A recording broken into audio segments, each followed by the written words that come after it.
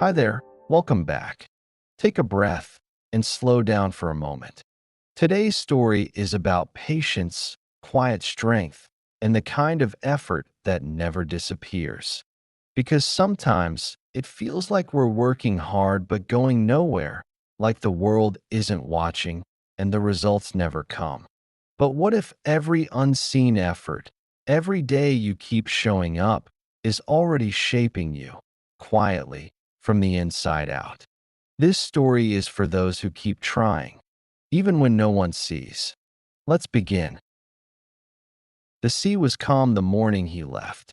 The same waves that once taught him peace now whispered something new, a quiet calling to move again. He packed lightly, just a few clothes, a loaf of bread, and the old book that had guided him once before. The last page still waited blank, as if reminding him that the story wasn't done yet. He didn't know where the road would lead. Maybe that didn't matter anymore. He only knew that peace was not meant to be kept. It was meant to be carried into the world. The road began with sunlight on dust. Children ran past him toward the market, laughter floating behind them. He smiled, then walked on, step after step, into the unknown. Days turned into weeks. He worked wherever he could, carrying crates, cleaning tables, helping farmers pull weeds from dry soil. Each night, he wrote a single line in his book. Some nights, only a few words. Still walking.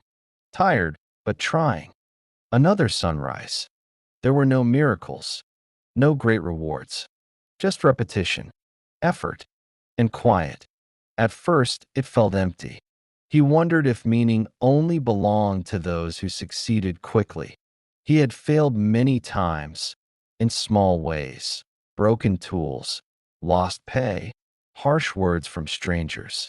Each failure left a mark, faint but real. Yet somewhere in the rhythm of working and resting, he began to notice a change. His hands grew stronger, his steps steadier.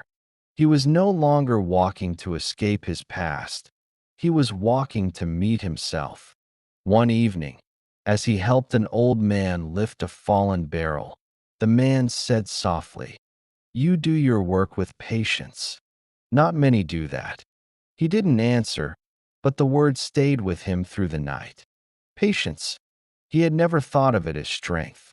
But maybe patience was effort that trusted time.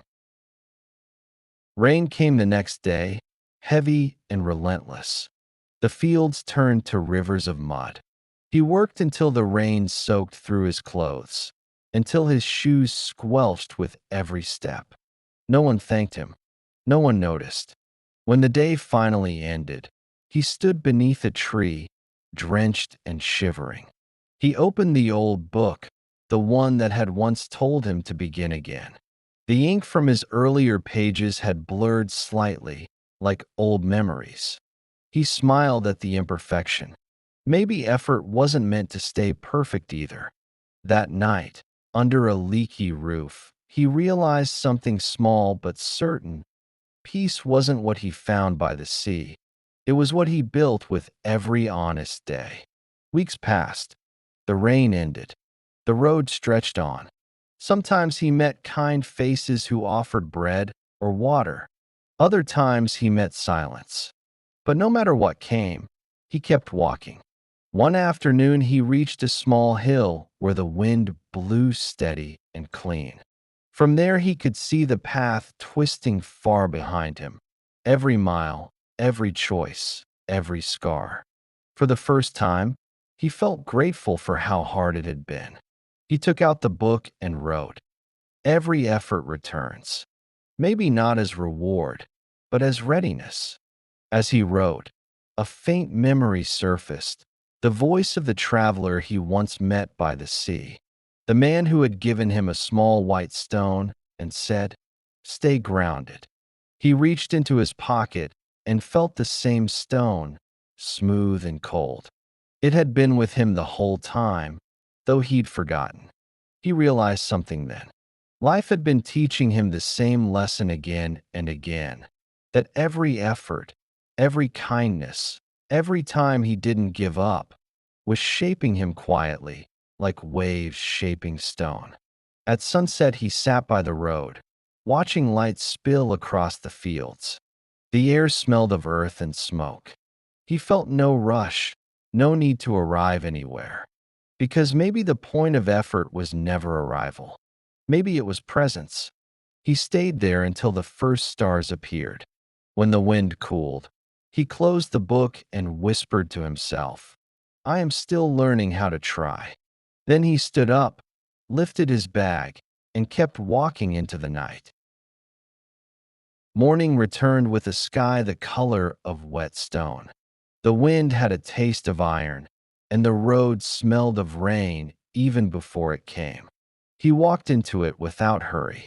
When the first drops fell, he lifted his face and let the cold water trace the lines of his forehead.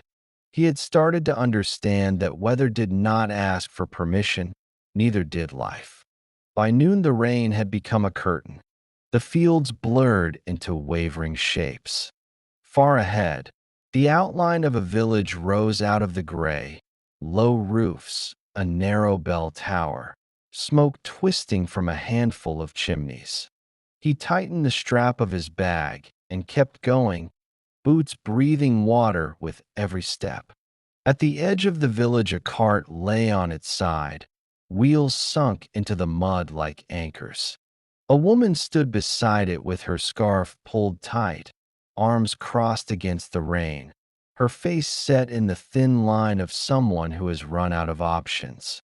Two sacks had split open.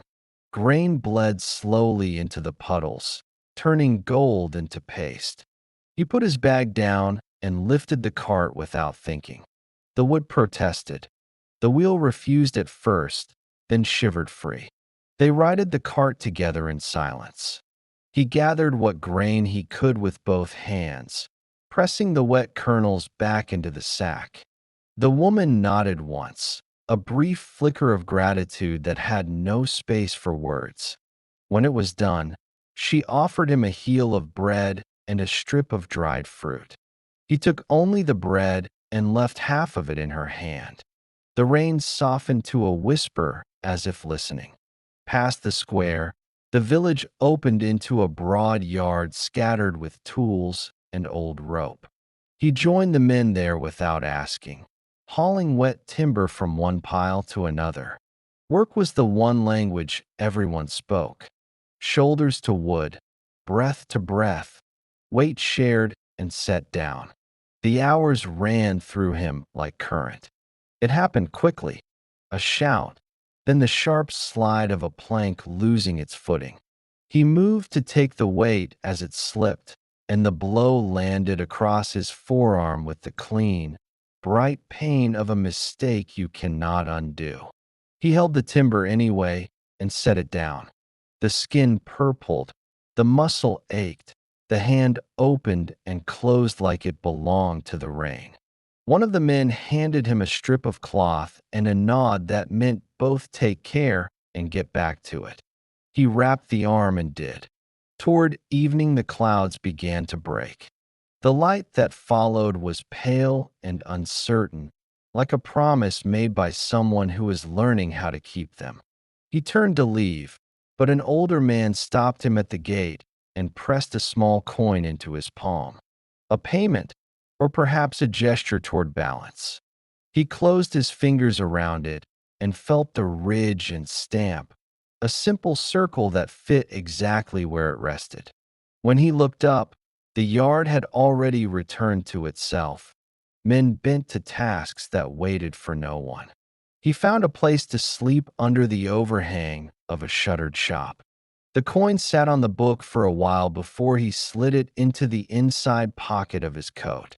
He wrote a line with his sore hand, letters leaning but legible. Effort is a path that does not always look like a road. He slept with the sound of drip, drip, drip stitching the night together. The next day held a wind that made everything ring.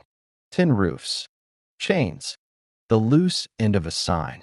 He walked along the river where the water ran brown from the storm, branches caught in weirs, foam collecting in corners like forgotten plans. In a narrow bend, a boy had climbed onto a slick stone to loosen a snarl of reeds. The river took his balance the way rivers do, without argument. The splash was a single word, and the current answered it. He was in the water before his thoughts caught up. Cold took him whole, boots heavy, pockets pulling, arms cutting hard into the flow.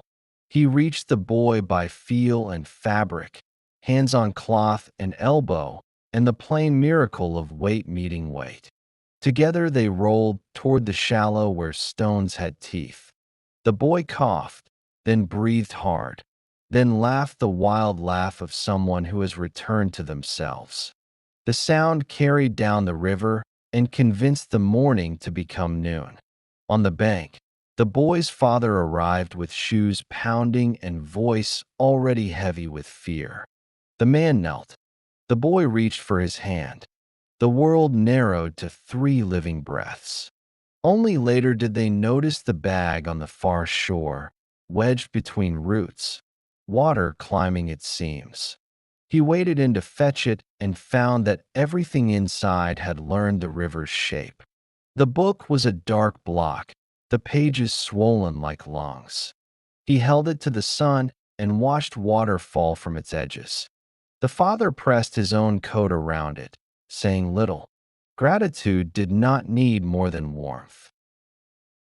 He spent the afternoon in their kitchen by a stove that ticked as it cooled, steam lifting from his coat, and the book like ghosts going home.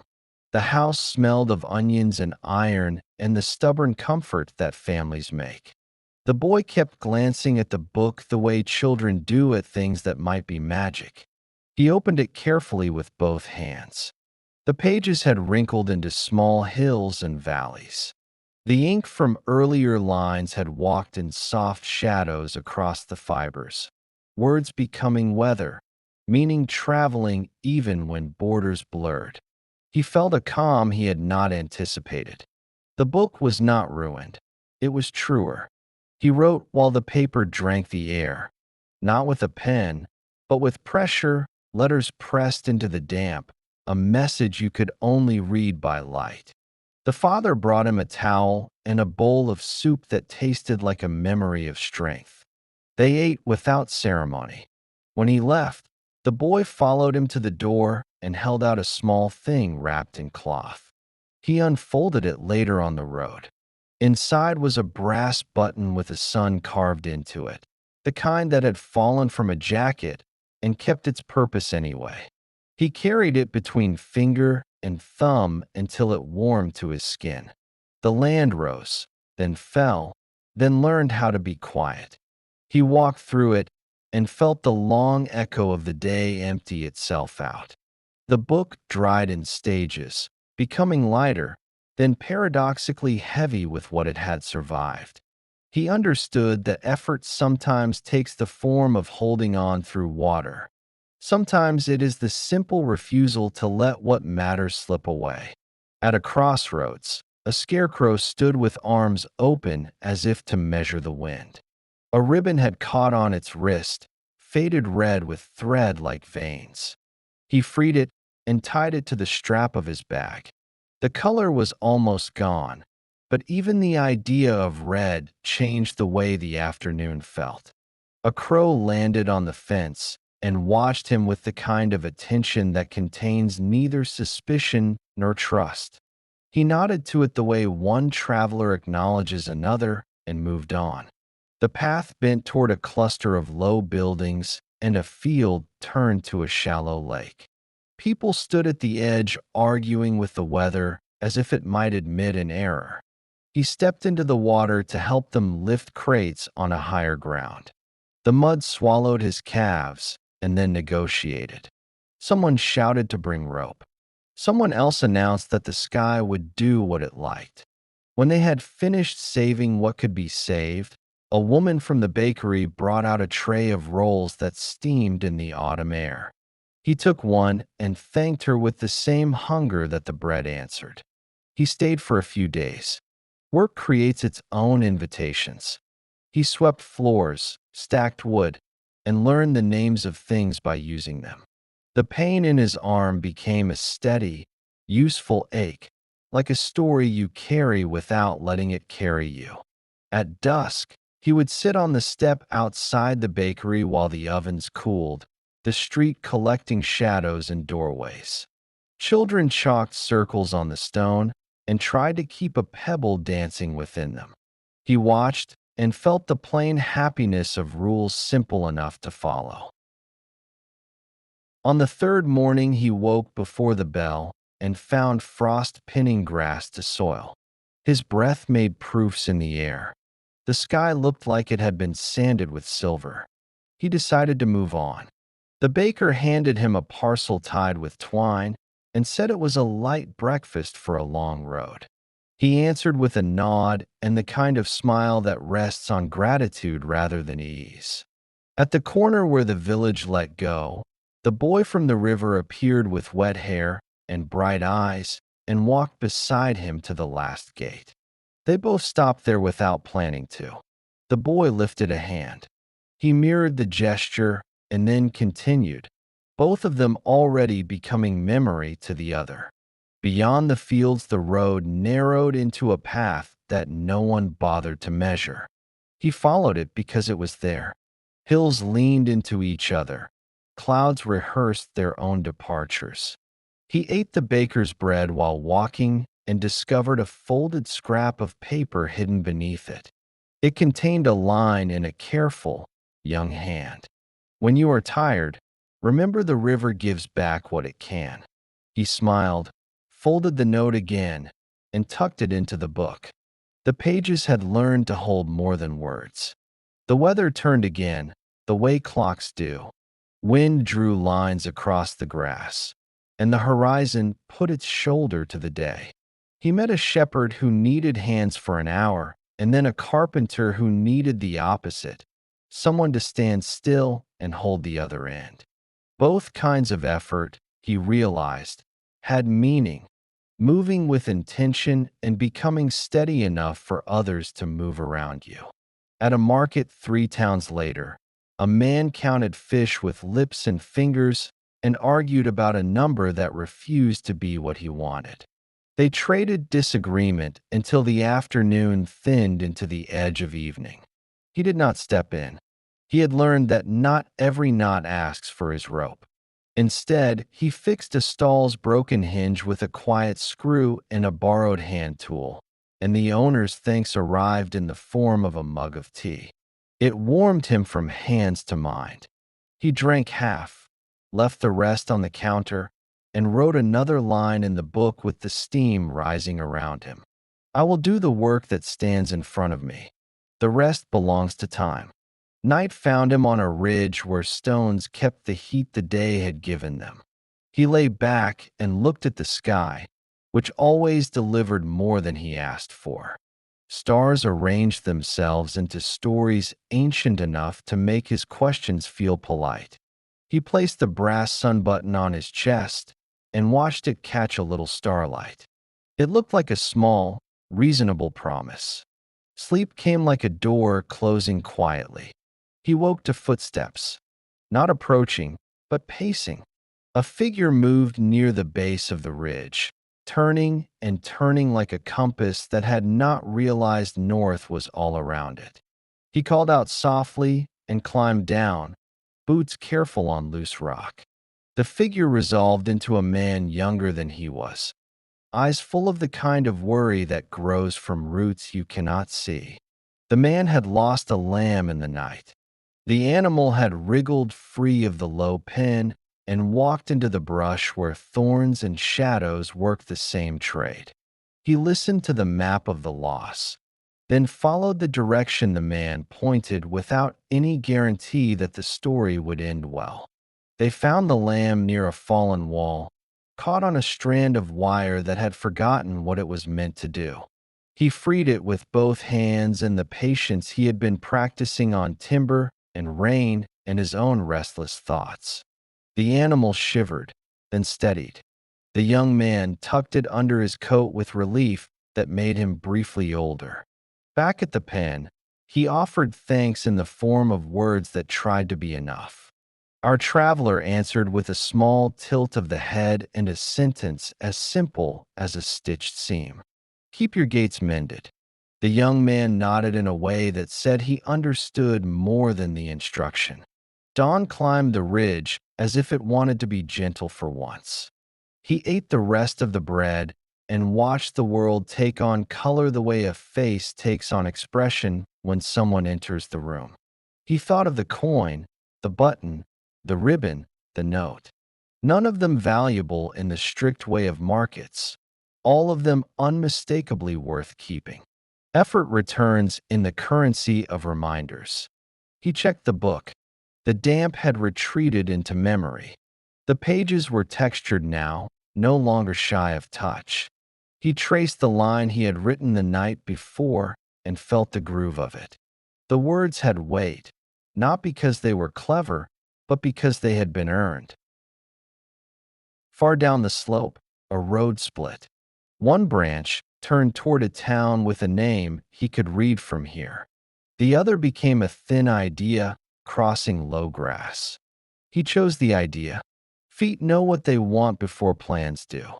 The path led him to a meadow where bees rehearsed their lines in clover, and a woman with earth on her knees coaxed green from brown with a trowel. He waited until she looked up so he would not startle her. She asked if he could carry 2 baskets to the fence. He did. She wiped her brow with the back of her hand and told him she had planted late this year because the rains had been strange. He looked at the rows and understood that effort and weather had an old argument that neither expected to win. She sent him away with a handful of peas, so young they still believed in sweetness. He ate them slowly so the lesson would have time to arrive. Growth is a collaboration. By the time the sun leaned, he had walked far enough for the day to feel earned. He stopped near a stone bridge and sat with his feet above a stream that didn't notice him. The book came out almost by reflex now. He did not need new words. He needed true ones. What he wrote surprised him in the way truth always does when it speaks plainly. I thought I wanted certainty. What I needed was practice. Clouds gathered their soft arguments toward the west. He slept under them and woke to a sky that had decided to be blue after all. He rose feeling something he had not felt in months: anticipation without hurry. The road held his steps like a promise it had made to everyone who had ever trusted it. It was near midday when he reached a place that felt like a circle completing itself.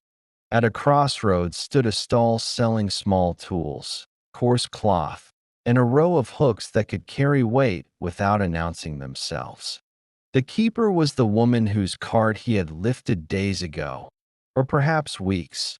Time kept its own books and refused to show every page. She smiled with the relieved recognition of someone who has seen a face in a crowd and remembered where it belongs.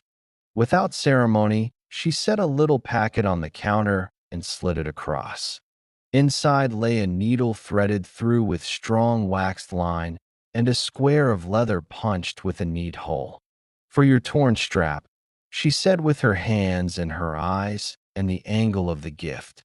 He fixed the strap there at the counter while she watched, the needle traveling in and out like a small ship in calm water. When he tied the final knot, the strap looked as if it had always been whole. She placed a second item in his palm before he left, a seed in a paper twist, labeled in pencil with a name he did not know how to pronounce. "Plant when you can." The instructions were not written, but they were understood.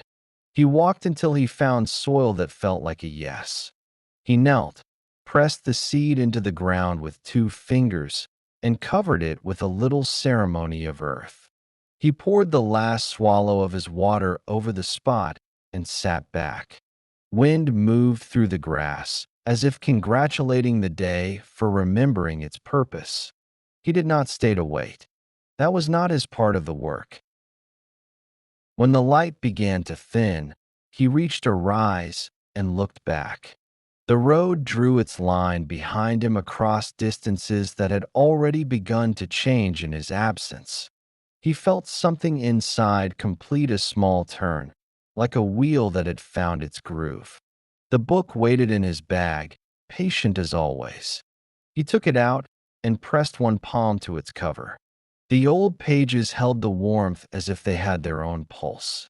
He wrote one last sentence for the day, hearing the pen answer the paper with its quiet scratch. What we repeat becomes who we are. Effort goes out and returns, not as trophies, but as a steadier hand, a kinder breath, a life that can carry weight. He closed the book and stood. The evening had arranged itself into something almost generous. He stepped into it with the feeling that the road was no longer just a place to walk, but a way to keep becoming. The road began to climb again, bending toward a ridge that overlooked the valley. From up there, he could see the faint shimmer of the river far below, winding through the land like memory. The place was both new and familiar, as if the journey had quietly folded back to where it had begun, but at a different height, with a different view. He rested at the top. The wind was clean. The air carried the sound of distance, birds, tools striking stone, someone calling home a name that wasn't his but still meant something. He took out the book. The edges had dried rough and uneven, like terrain. He traced a finger along the old lines, feeling how the letters had changed shape with time, how the words had absorbed the weather without losing themselves.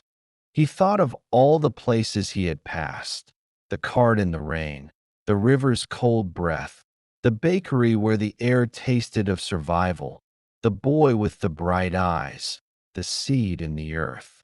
Each of them had taken something from him and given something back, a quiet trade between motion and meaning. He closed his eyes and saw it clearly for the first time. Effort moves in circles. It begins with need, grows through struggle, and returns as understanding. The reward was never the coin, the bread, or the shelter. It was the calm that had replaced urgency, the steadiness that had taken root where doubt used to live. When he opened his eyes, the valley had turned gold. The fields were dotted with small points of green, too many to count. He realized they were shoots, tiny leaves pushing through the soil after the strange rains. He smiled, thinking of the seed he had pressed into the ground weeks ago. Maybe it had lived, maybe not. But that didn't matter anymore. What mattered was knowing that something always grows, somewhere, when you keep giving what you can. He stood, brushed the dust from his knees, and began walking down toward the valley. Halfway down, he saw a group of children gathered around a patch of earth, cheering softly over something small and miraculous. He stopped for a moment and saw it, a single sprout, pale and trembling, breaking through the crust of dirt. He didn't tell them it might have come from his seed. He didn't need to. Some circles are meant to stay quiet. He smiled and walked on. The road ahead looked ordinary, stones, grass, footprints. But he knew now that ordinary was the most sacred shape of all, because within every ordinary act, effort was still turning its invisible wheel. As he reached the next bend, he noticed someone walking toward him, a traveler with a familiar gait, carrying a book bound in old leather. They exchanged a nod, that silent recognition between people who know what it means to keep going even when no one sees. When they passed each other, he felt the small weight of the moment settle inside him like a heartbeat. He paused once more before the path disappeared into trees. The air was soft and full of beginnings. He took out his book, opened to the blank page he had saved since the start, and finally wrote, "What we do returns. Every effort, every kindness, every time we choose to stay. It all comes back, quietly, when we're ready to see it. He closed the book. For a moment, he simply stood there, still, breathing, alive. Then he began to walk again, lighter now, carrying nothing but the rhythm of his steps and the quiet truth of his journey. The circle had turned, and somewhere behind him, in a field touched by sun, the first green leaf reached for the sky. If this story made you feel calm or helped you understand yourself a little more, please like this video, share it with a friend, and subscribe for more peaceful English listening practice.